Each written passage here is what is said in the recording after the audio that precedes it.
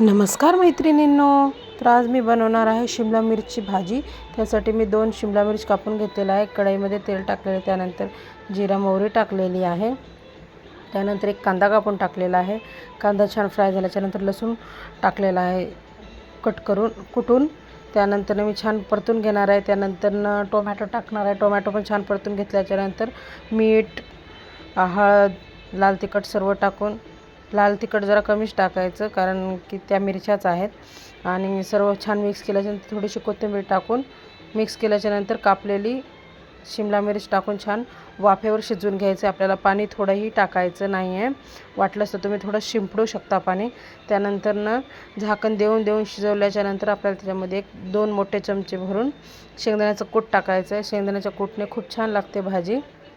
नंतर कोथिंबीर टाकायचं आहे आणि त्यानंतर आपली भाजी रेडी आहे. कशी वाटली तुम्हाला रेसिपी आणि तुम्ही कशी बनवता ते पण सांगा.